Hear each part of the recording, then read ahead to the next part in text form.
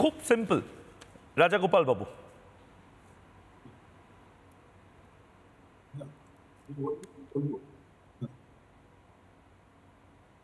বলুন। হ্যালো। হ্যাঁ হ্যাঁ, দেখুন যে যুদ্ধবিরতি ঘোষণা হলো আমাদের সবাইকে যুদ্ধবিরতি যখন আমাদের ফরেন সেক্রেটারি বললেন, যদি এটা উনি বলতেন যে শর্তাধীন যুদ্ধবিরতি, অবশ্যই এটা ঠিক আছে, মানে 12 তারিখে আবার রিভিউ হবে, কিন্তু শর্তাধীন যদি থাকতো, যদি সেখানে আমরা কোনো আশ্বাস পেতাম যে পাকিস্তান আর আতঙ্কবাদ ছড়াবে না, পাকিস্তান তাদের অধিকৃত কাশ্মীর ফেরত দেবে, যেগুলো আমরা ঐতিহাসিক ভুল হিসেবে চিহ্নিত করছিলাম, আমরা নতুন করে আরেকটা ভুল করে ফেললাম কিনা সে প্রশ্ন কিন্তু এসে যাওয়ার সময় কিন্তু এসেছে। কিন্তু পাকিস্তান তো ইন্ডিয়ার টার্মসে সারেন্ডার করলো। পাকিস্তান এই মুহূর্তে ইন্ডিয়ার টার্মে সারেন্ডার করেছে। পাকিস্তান এই মুহূর্তে বুঝতে পারছে যে 3 দিন ধরে যেভাবে দুর্মুষ করা হলো পাকিস্তানকে, যেভাবে পাকিস্তানের ভেতরে ঢুকে এয়ার স্ট্রাইক করা হয়েছে প্রত্যাঘাত করবার জন্য, এই প্রত্যাঘাত অর্থাৎ আমরা আমাদেরকে বাঁচানোর জন্য যে স্ট্রাইকগুলো করছি, সেটা যদি যুদ্ধের সময় সেই স্ট্রাইকগুলো করি তাহলে পাকিস্তানের কপালে দুঃখ আছে, এটা পাকিস্তান বুঝতে পারছে এবং সে কারণে পাকিস্তান সারেন্ডার করলো। পাকিস্তান ইন্ডিয়ার যে টার্মসগুলো রয়েছে সেই টার্মসে সারেন্ডার করলো। পাকিস্তান জল পাবে না রাজাগোপাল বাবু, পাকিস্তান জল পাবে না, পাকিস্তান ভিসা পাবে না, কিচ্ছু পাবে না। আমি একটু বলে নিই, বলুন।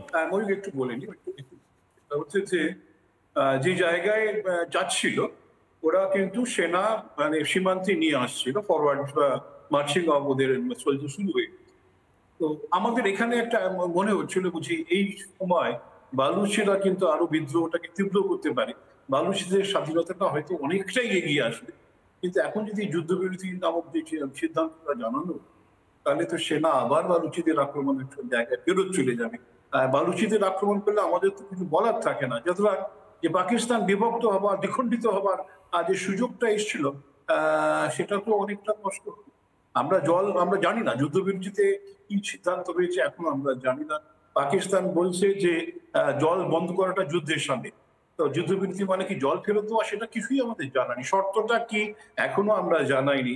আমরা যদি পাকিস্তানকে আরেকটু ঘায়েল করে ছাড়তাম, ওদেরকে বলতো আমরা ক্ষমা চাইছি, ছেড়ে দাও, আর মেরো না, তাহলে বোধহয় কিছুটা আমাদের প্রাপ্তিযোগ হতো। কিন্তু সেই জায়গাটা আমার মনে হচ্ছে যে হঠাৎ যেন আমরাও সারেন্ডার করে ফেললাম। আমাদের ত্রুটিটা কোথায়? আমেরিকা বলেছে বলে সেটাই যদি হয়ে থাকে, তাহলে কিন্তু এই আমেরিকা ঘেঁষা পররাষ্ট্র নীতি আমাদের বিপদ হতে পারে। আপনি দেখেছেন যে আমেরিকার এই কথা নেতানিয়াহু বা কোনো সাহসী, এবং ইউক্রেনও শোনেনি সে ধরনের কথা, কিন্তু ভারত একটা পরাক্রমশালী দেশ, সে একটা ফোনেতেই সব কাজ হয়ে গেল। এই প্রশ্ন কিন্তু মানুষের কাছে আসবে। বালাকোট যে ধরনের ডিভিডেন্ড দিয়েছে, অপারেশন সন্দেশ তার অনেক গুণ ডিভিডেন্ড দিতে পারতো। আমি তখন বলেছিলাম একটা ভুল যদি কোনো স্ট্র্যাটেজি ঘটে যায়, অনেক কিন্তু যে অপারেশন সন্দেশ থেকে যে ধরনের সুযোগ আসার সম্ভাবনা ছিল সেটা অনেকটাই কমে যাবে। দেখুন, বালাকোট করার পরে 6 বছর পাকিস্তান সুযোগ পায়।